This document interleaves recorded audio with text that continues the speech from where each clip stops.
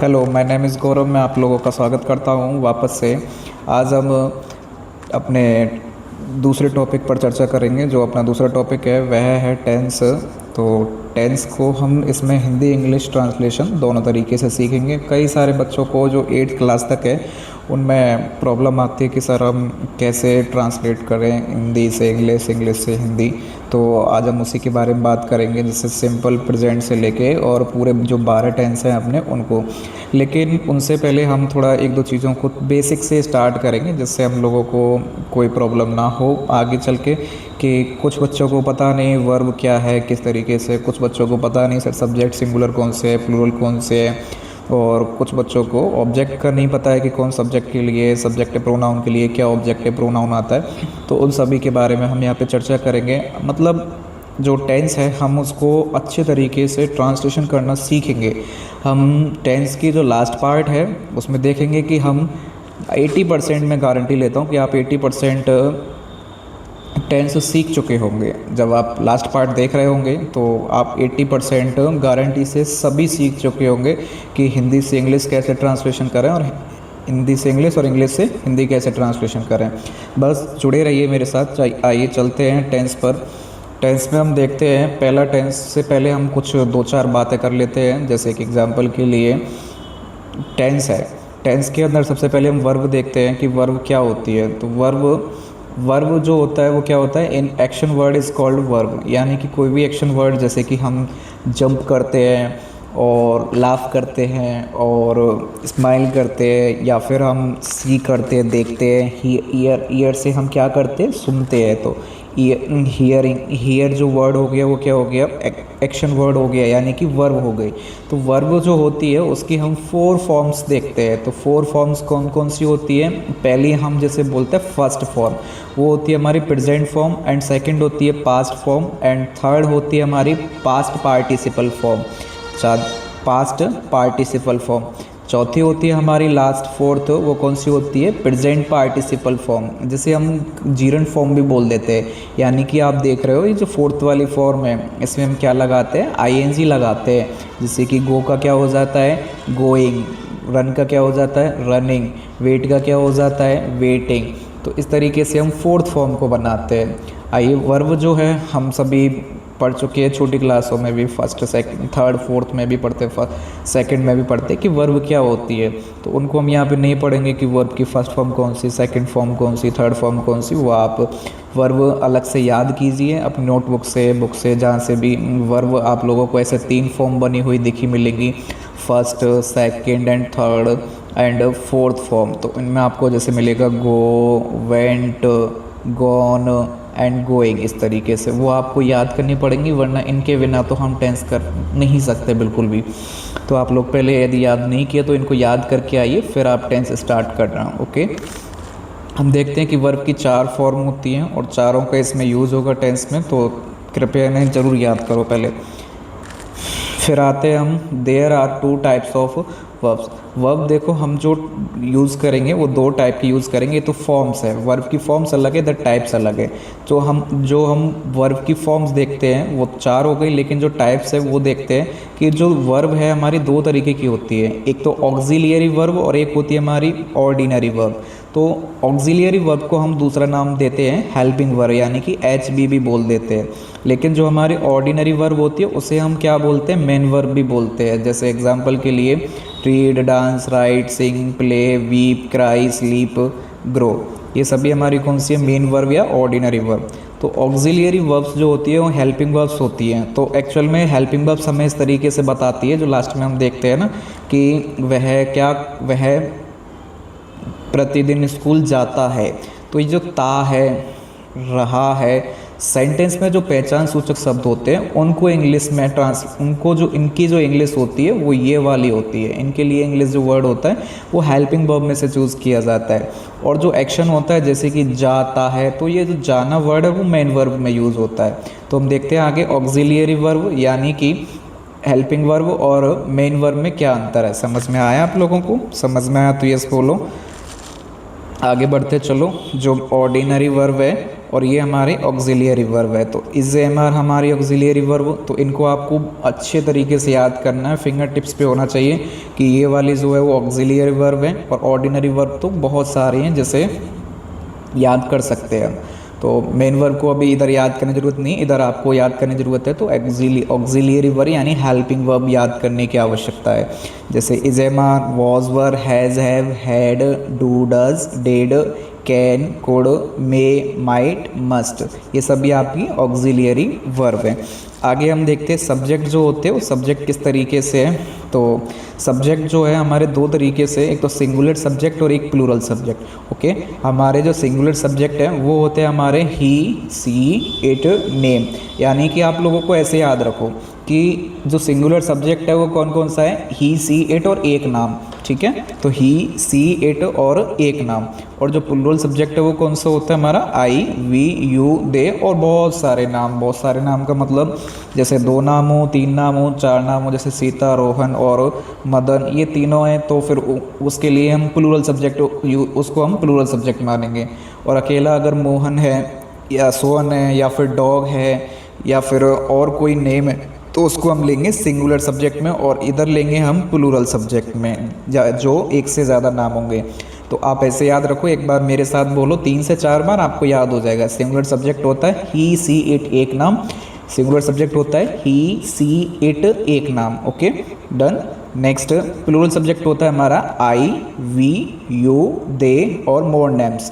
I, we, you, they और more names. I, we, you, they और more names. Okay, done. यहाँ तक subject हमारा singular subject he, she, it, name, and plural subject I, we, you, they, more names. Okay, चलो हम आगे बढ़ते हैं। अब थर्ड पर्सन जो, एक मिनट, अभी ये थर्ड पर्सन गलत आ गया इधर। तो हम देखते हैं इसमें क्या कि जो हमारा कौन कौन सा सब्जेक्टिव केस देखते हैं, यानी कि इधर हमारा अपना हेडिंग है सब्जेक्ट, इधर लिख लेना और आप इधर लिख लेना ऑब्जेक्ट। तो आप लोगों को ये जो दिख रहा है इधर कौन है, हमारा सब्जेक्ट है, और इधर हमारा कौन सा है, ऑब्जेक्ट है। जैसे कि मैं बताता हूँ, एक मिनट, आप लोग कंफ्यूज नहीं होना। हमारा अब हमें देखना है कि कौन से सब्जेक्ट के लिए कौन कौन सा ऑब्जेक्ट आता है, ये आप लोगों को पता होना चाहिए। पता है तो अच्छी बात है, फिर भी देख लीजिए, और नहीं पता है तो आपको देखना ही है। तो सब्जेक्ट जो होता है हमारा कौन सा होता है कि आई हमारा सब्जेक्ट होता है। तो आई सब्जेक्ट के लिए अगर हमें ऑब्जेक्ट यूज़ करना है तो मी यूज़ करेंगे सब्जेक्ट। वी यानी होता है हम, वी के लिए क्या यूज़ करेंगे सब्जेक्ट, अस। यू के लिए सब्जेक्ट, यू सब्जेक्ट के लिए क्या यूज़ करेंगे ऑब्जेक्ट, यू। और वी सब्जेक्ट के लिए ऑब्जेक्ट क्या यूज़ करेंगे, अस। ही सब्जेक्ट के लिए ऑब्जेक्ट क्या यूज़ करेंगे, हिम।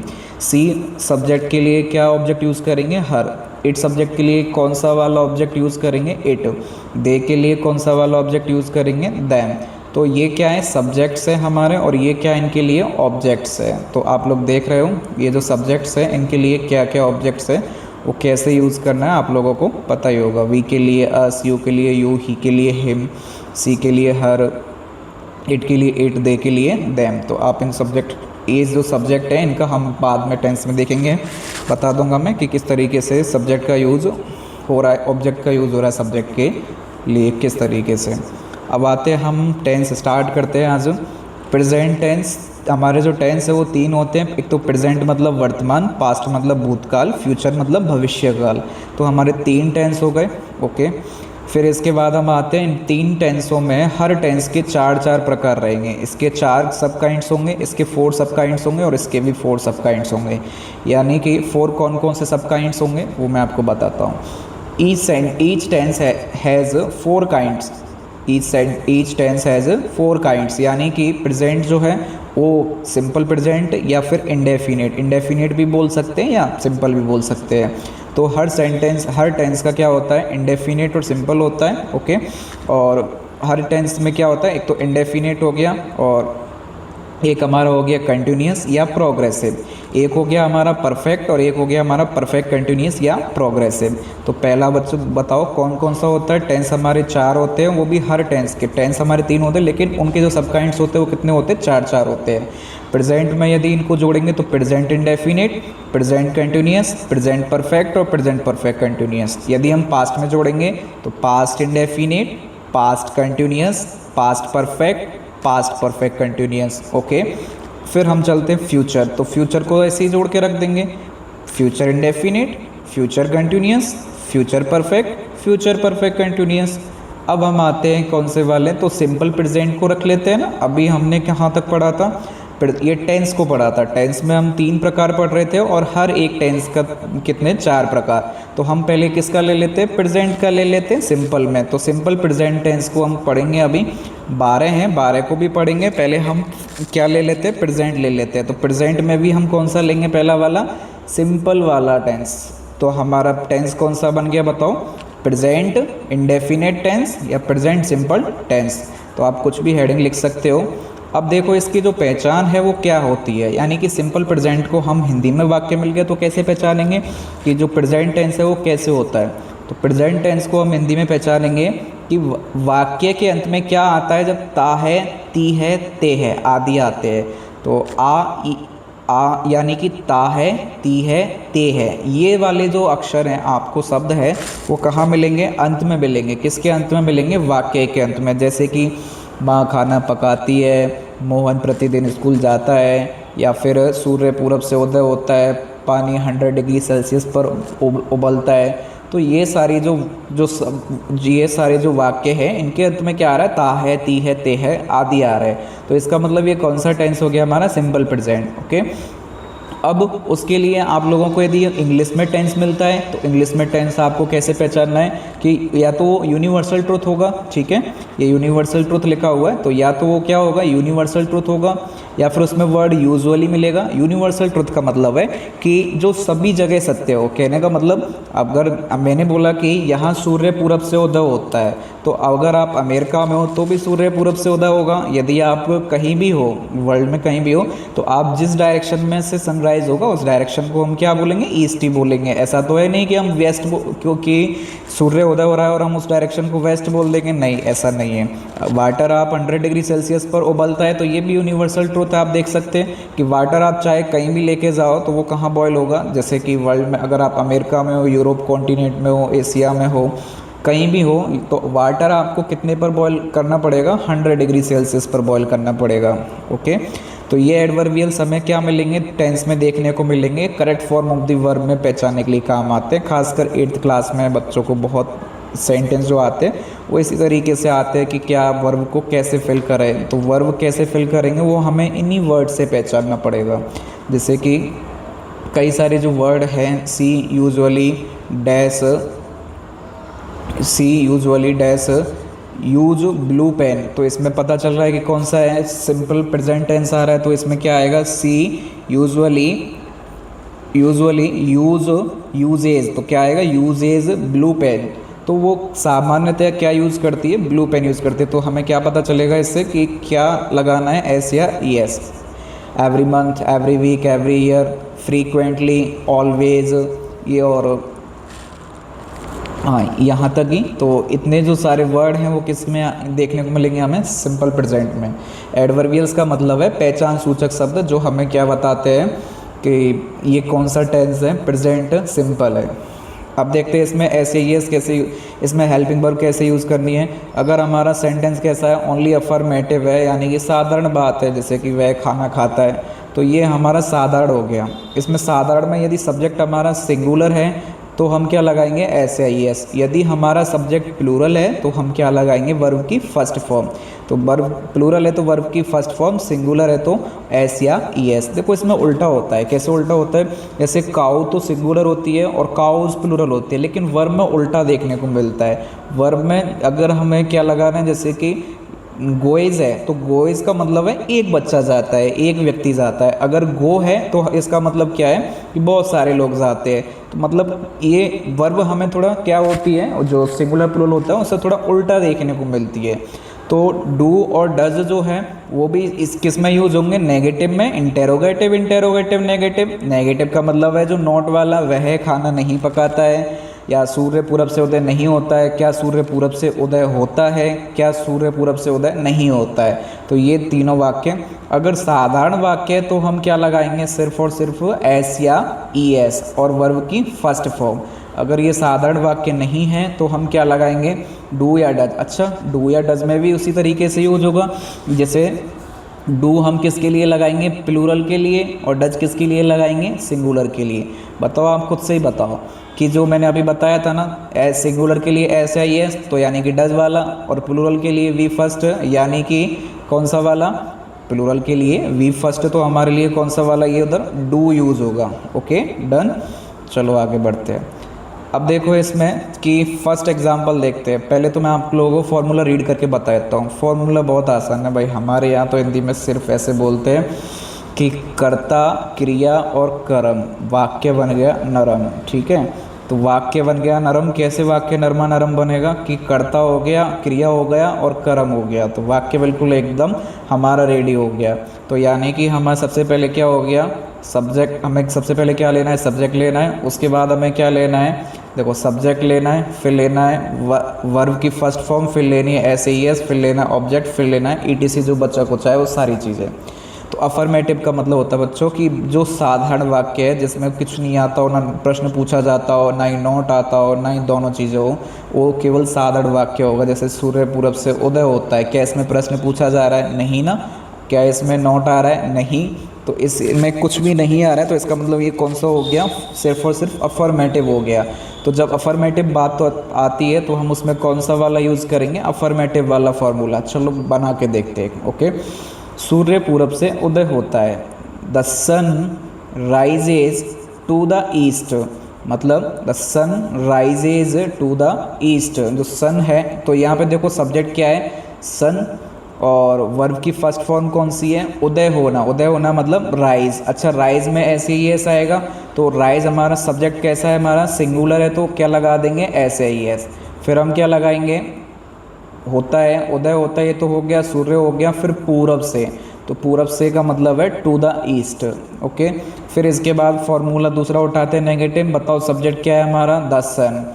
फिर क्या आएगा, डू या डज, तो सन के लिए क्या आएगा, डज। फिर बताओ क्या आएगा, नॉट, तो नॉट आ गया। फिर इसके बाद बताओ क्या आएगा, वर्ब की फर्स्ट फॉर्म। वर्ब क्या है इसमें, राइज। राइज के साथ हम ऐसे ही एस लगाएंगे, तो नहीं लगाएंगे, ये गलत है, इसमें थोड़ा सही दिखाई नहीं दे रहा है। इसमें क्या आएगा, आर आई एस ई, यानी कि राइज आएगा केवल, आर आई। मैं आप लोगों को लिख के दे देता हूँ, क्या आएगा ये, only R I S E. तो the sun does not rise to the east. फिर क्या आएगा, वर्ब की फर्स्ट फॉर्म राइज, फिर टू द ईस्ट। फिर देखते हैं, क्वेश्चन मार्क बनाएंगे, जैसे कि क्या सूर्य पूरब से उदय होता है, तो उसके लिए इंग्लिश बनाएंगे डज। देखो, क्या सूर्य पूरब से उदय होता है, तो इसके लिए सबसे पहले क्या लगाएंगे, डू या डज। कुछ नहीं करना, ये जो डू या डज है इसको फर्स्ट नंबर पे ला के रख देना है। प्रश्न खुद ब खुद बन जाता है कि इसमें अलग से WH वर्ड की ज़रूरत नहीं है। इसमें हम क्या करेंगे, डू या डज को पहले रख देंगे, तो क्या बन जाएगा, इधर खुद से ही एक नया सेंटेंस बन जाएगा जो कि क्या का अर्थ देगा। ओके, तो हम देखते हैं, does sun rise to the east, तो डज लगा दिया, द सन लगा दिया, फिर वर्ब की फर्स्ट फॉर्म। वर्ब की फर्स्ट फॉर्म का मतलब हो गया हमारा राइज। फिर इसके बाद हम देखते हैं, राइज हो गया, फिर इसके बाद वर्ब की फर्स्ट फॉर्म, फिर ऑब्जेक्ट क्या हो गया, टू द ईस्ट। फिर नेक्स्ट देखते हैं, इंटरोगेटिव नेगेटिव, डज, फिर सब्जेक्ट द सन, और फिर आ जाएगा नॉट, फिर आ जाएगा राइज, फिर आ जाएगा टू द ईस्ट। यानी कि अब इसका जो हिंदी है वो क्या होगा, क्या सन पूरब से उदय नहीं होता है, तो इसका हम इंग्लिश बनाएंगे does sun not rise to the east. अच्छा, आप लोगों को समझ में नहीं आ रहा है तो घबराइए नहीं, आप पहली बार पढ़ रहे हैं तो थोड़ा इस स्टार्टिंग में प्रॉब्लम आती है आपको, और आगे कंटिन्यू रखोगे तो आप देखना, मैं बोल रहा हूँ, गारंटी ले रहा हूँ कि आप लोग लास्ट तक जब देखोगे, लास्ट पार्ट तक, तो आप अपने आप को 80% तक तो स्थायी रूप से टेंस ट्रांसलेशन करना सीख चुके होंगे, बना चुके होंगे अपने आप को। आगे देखते हैं, आप लोग इसमें और भी बना सकते हैं। वह प्रतिदिन स्कूल जाता है, आप लोग कमेंट में खुद से इसे बना के मुझे बताइएगा। ओके, और चेक भी कर सकते हैं आप यहाँ से कि सही है या गलत है आप लोग। इसके चारों मुझे 2 तो बने हुए हैं, तीसरा और चौथा कमेंट में मुझे बताओ। अगला है अपना प्रेजेंट कंटिन्यूस टेंस। ये आपका होमवर्क है कि तीसरा और चौथा इसका बनाना है, और मैं आगे आपको और होमवर्क दूंगा। Present continuous tense. Present continuous tense में देखते हैं कि वाक्यों के अंत में रहा है, रही है, रहे हैं आदि आते हैं। ओके, हेल्पिंग वर्ब है जो क्या आएगी, इज एम आर रहेगी। इसमें हेल्पिंग वर्ब मैंने बताई थी ना आपको क्या रहेगी, वर्ब की फर्स्ट फॉर्म आईएनजी और वर्ब की फर्स्ट फॉर्म के साथ आईएनजी। और एडवर्बियल्स इसमें हमारे रहेंगे today, now, nowadays, these days, at this time, at this moment. ये मूवमेंट नहीं है, इसको बच्चों सही कर लेना। At this moment, at this moment, ये वाला मोमेंट, एट प्रेजेंट। तो हम इसको देखते हैं, today, now, nowadays, these days, at this time, at this moment, at present. Okay, फिर हम आगे चलते हैं।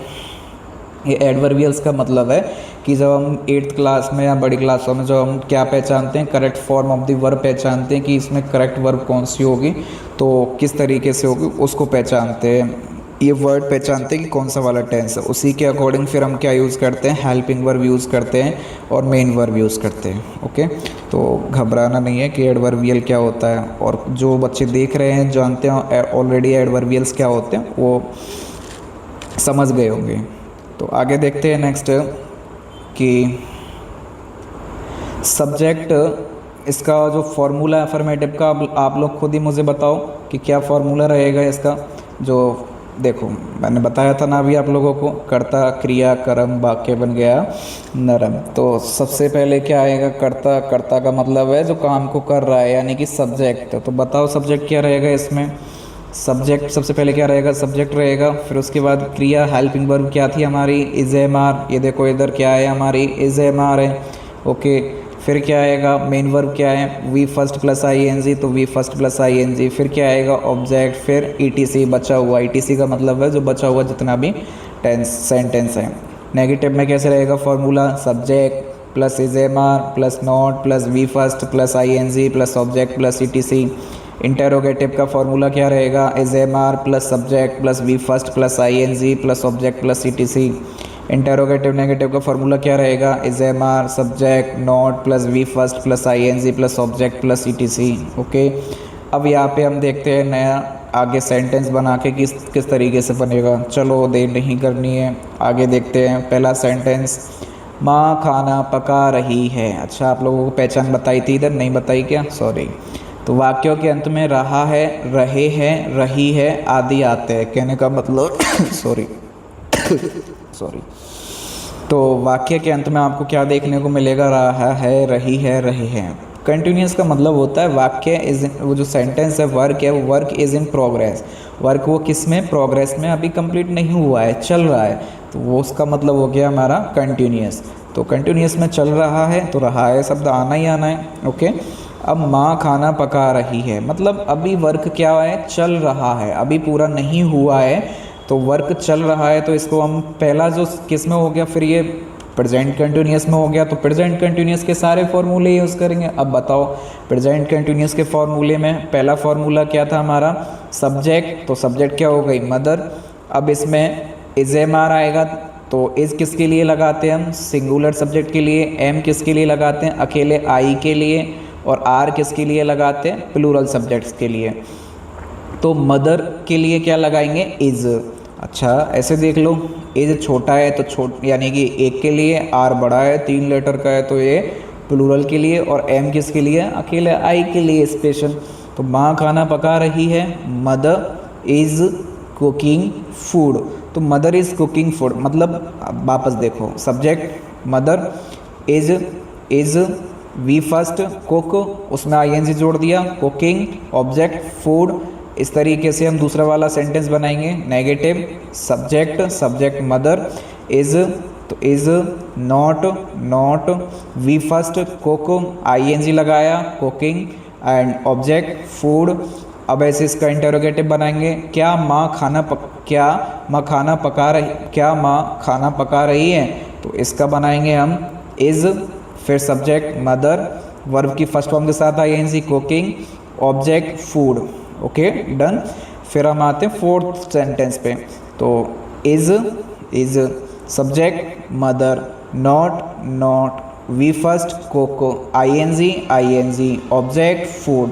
तो क्या बन गया सेंटेंस हमारा, is mother not cooking food, क्या माँ खाना नहीं पका रही है। ठीक है, तो इसका ये चारों सेंटेंस हमने कंप्लीट कर लिए किसके, प्रेजेंट कंटिन्यूअस टेंस के, और वो भी किसमें, अफर्मेटिव, नेगेटिव, इंटेरोगेटिव, नेगेटिव।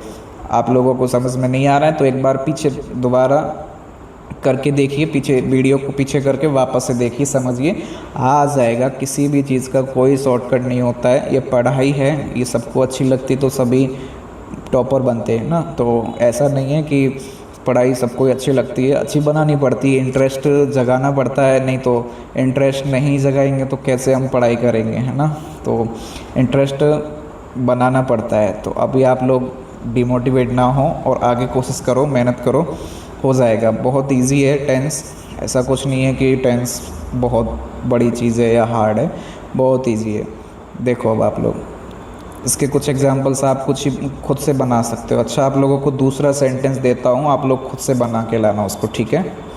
जैसे कि सोहन पतंग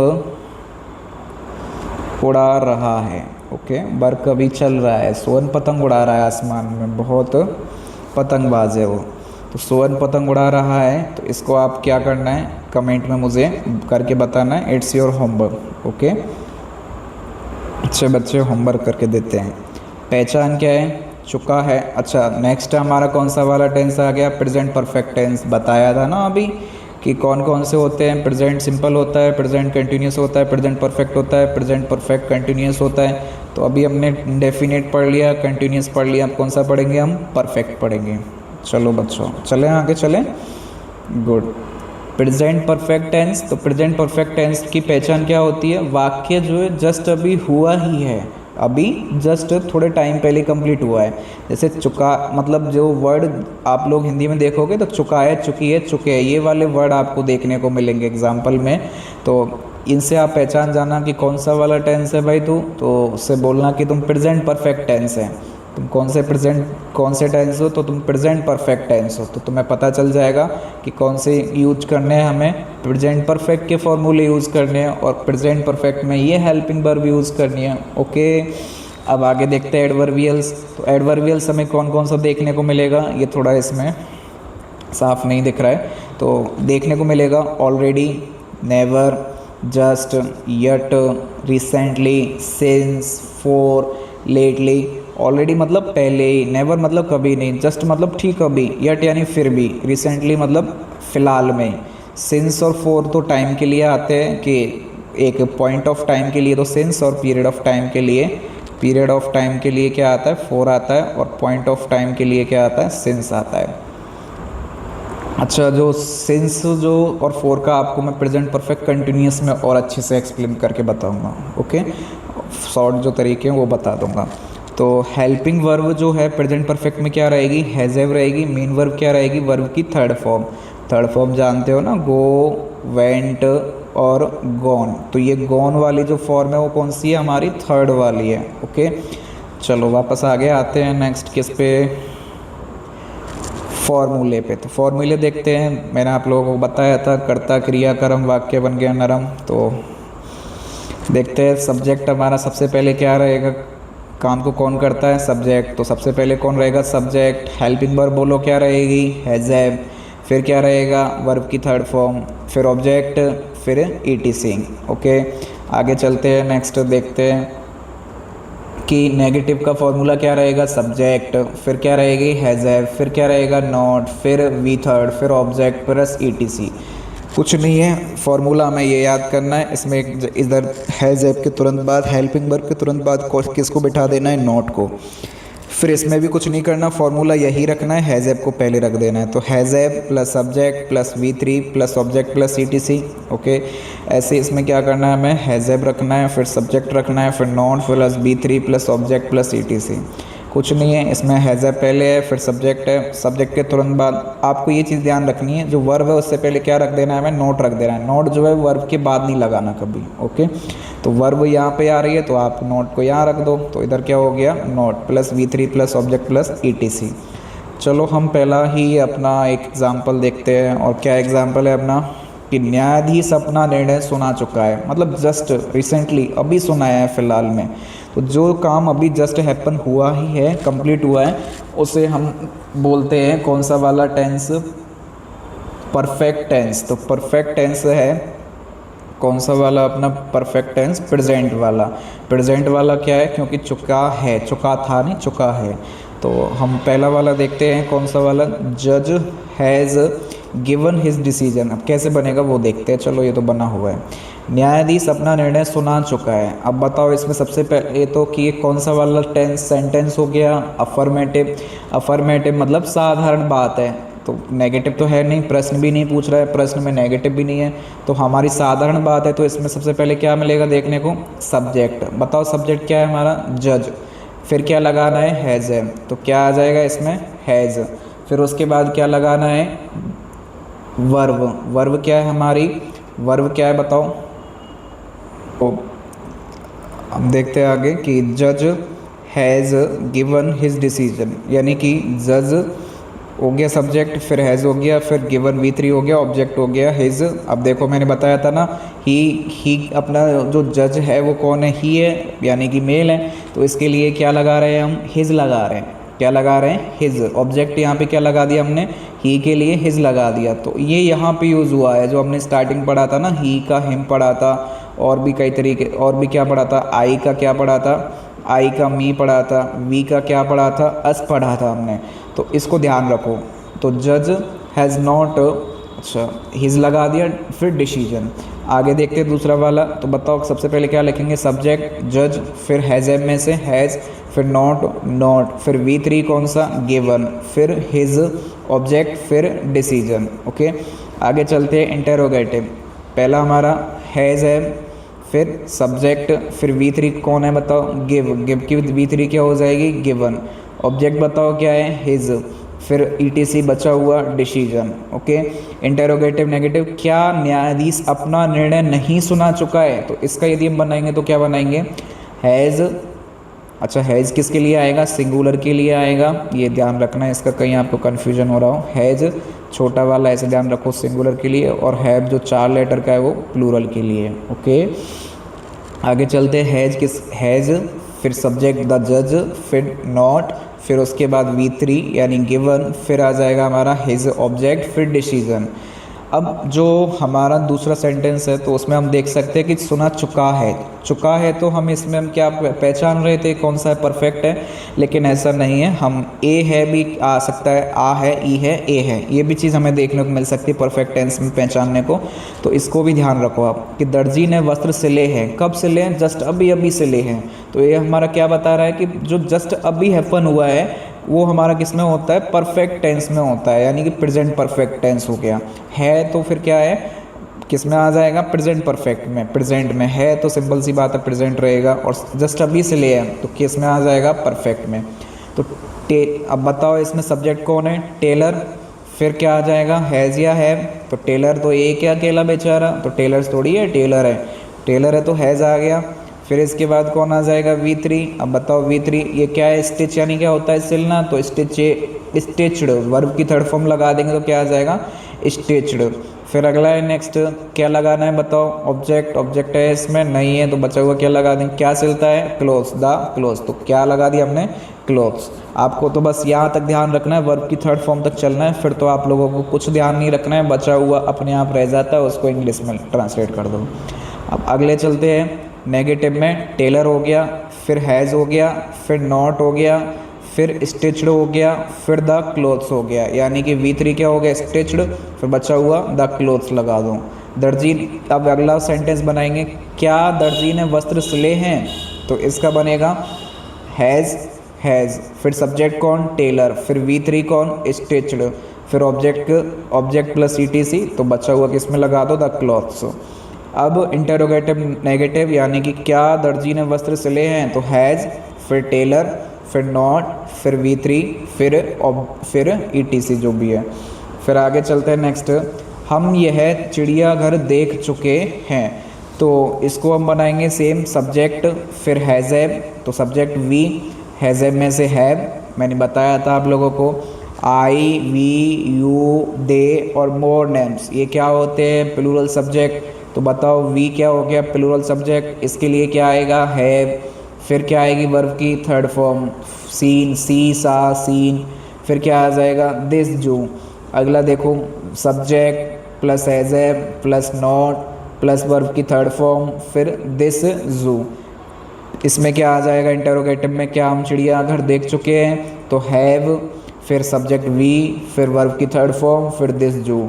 फिर ऐसे he have subject, sorry have, फिर इसके बाद सब्जेक्ट, फिर नॉट, फिर प्लस वर्ब की थर्ड फॉर्म, फिर दिस, जू। तो अब इस तरीके से इनको प्रेजेंट परफेक्ट वाले टेंस को बना सकते हैं। ठीक है, घबराना नहीं है, आप कर सकते हो, आप बहुत इंटेलिजेंट हो। रोहन और सोहन जयपुर पहुंच चुके हैं। आपको ये होमवर्क में दे रहा हूँ, या आप लोग होमवर्क बना के मुझे कमेंट में छोड़ेंगे। सभी जिसने भी सीख चुके हैं, आप जो भी अच्छे बच्चे मेहनत करके मेहनत करके सीख रहे हैं और इसे देख रहे हैं, वो मुझे कमेंट में इनका आंसर ज़रूर छोड़ें कि रोहन और सोहन जयपुर पहुँच चुके हैं। आपको स्टार्टिंग मैंने होमवर्क दिया था, वो भी कंप्लीट करके दें मुझे, और ये भी कंप्लीट करके होमवर्क में टाइप करके दें कमेंट में। तो रोहन और सोहन जयपुर पहुंच चुके हैं, इसके चारों बनाओ। ट्रेन स्टेशन छोड़ चुकी है, ये बड़ी की मात्रा है ना, तो छोड़ चुकी है। तो इसके आपको चारों टेंस सेंटेंस बनाने। माली ने पौधों को पानी दिया है, तो इसको भी क्या करना है तुम्हें? या दे चुका है, या माली ने पौधों को पानी दिया है। आपको तो कैसे बनाना है? परफेक्ट में ही बनाना है। हिंदी को तो अभी छोड़ो। क्या है आपको? चार तो इसके बना के देने हैं आप लोगों को होमवर्क में, 4 इसके बना के देने और 4 इसके बना के देने हैं। ओके, बचा हुआ जो अपना प्रेजेंट परफेक्ट कंटिन्यूस है उसको बाद में पढ़ लेंगे। क्यों? क्योंकि अभी क्या हो जाएगा, बहुत हार्ड हो जाएगा, है ना, आप लोग भी बोर हो जाएंगे। तो नेक्स्ट पार्ट में हम देख लेंगे इसको।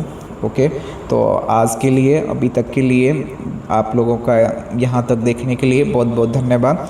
आप लोग मेरे साथ जुड़े रहिए। आप लोग जो एंड वाला जो पार्ट है, ज़्यादा वीडियो बड़ी नहीं होंगी, मैं जितना ज़्यादा कम हो सके और जितना कम लोड हो सके उतना करूँगा। मेहनत मैं कर लूँगा, आप लोगों को तो सिर्फ सीखना है और बहुत कम मेहनत करनी है। ओके, लेस क्वांटिटी मोर ऑथेंटिक, यानी कि आपको कम से कम क्वांटिटी दूंगा, यानी कि मात्रा दूंगा, और आपको बहुत ऑथेंटिक दूंगा जिससे प्रॉब्लम ना आए। एग्ज़ाम में सीधे इनमें से ही तुम्हें देखने को मिल जाएगा। आपकी कोई सी भी क्लास हो, अगर आपका टेंस टॉपिक है और टेंस में से एग्ज़ाम में क्वेश्चन आएगा तो इससे बाहर नहीं जाएगा, इतनी मैं गारंटी लेता हूँ। मैं जो बता रहा हूँ रूल्स को, वो आप क्या करना है, 8th क्लास तक की तो मैं गारंटी लेता हूँ कि आप जो मैं करवा रहा हूँ वो आपके टेंस से यदि टॉपिक में से क्वेश्चंस आएंगे तो इनमें से ज़रूर आ जाएंगे। क्यों? क्योंकि ये जो है वही हमारे गिने चुने एग्जाम्पल्स हैं और वही गिने चुने रूल्स है। तो आप लोग ये देख सकते हो। ठीक है, अब आप लोग इन 4 टेंस को बना के लाना, सभी में 4-4 को, और होमवर्क कंप्लीट करके ही देना, जिससे आप लोगों की भी प्रैक्टिस बने। और मैंने स्टार्टिंग में जो आपको बेसिक चीज़ें बनाई थी, सो प्लीज़ इनको याद कर लेना। जैसे एग्जांपल के लिए मैंने बताया था, एक तो ये वाली ऑक्सिलियरी हेल्पिंग वर्ब्स, ठीक है ना, समझदार हो वैसे, कर लिया होगा याद। और सब्जेक्ट सिंगुलर प्लूरल कौन से होते हैं वो चीज़ें याद करनी है, ये वाली है ना, फिंगर टिप्स पे होनी चाहिए आपकी। और सब्जेक्ट के लिए क्या क्या ऑब्जेक्ट होता है ये भी फिंगर टिप्स पे होना चाहिए, वरना बाद में प्रॉब्लम क्रिएट करेगा। मेरे से मत बोलना कि सर हमें समझ नहीं आ रहा है, ये कैसे आ गया, कैसे आता है। तो ये सारी ये जो 3 चीज़ें आप लोगों को, इनको मेरे कहने से, एक ये वाली चीज़ और एक ये वाली चीज़ और एक ये वाली, यानी कि सिंगुलर प्लूरल सब्जेक्ट, इनको आप कंटेस्ट कर लो। फिर आप लोग टेंस की जिम्मेदारी मेरे ऊपर छोड़ दो, मैं सिखा दूँगा। ठीक है, आप लोगों को वीडियो पसंद भी आई तो लाइक करें, कमेंट भी करें और अपने दोस्तों के साथ शेयर करें। ठीक है, और यदि आपको फिर भी समझने में कोई प्रॉब्लम आई है तो मेरे लिए बताएं, जिससे मैं इसको इम्प्रूव कर सकूं आगे समझाने में। Okay, thank you, bye bye.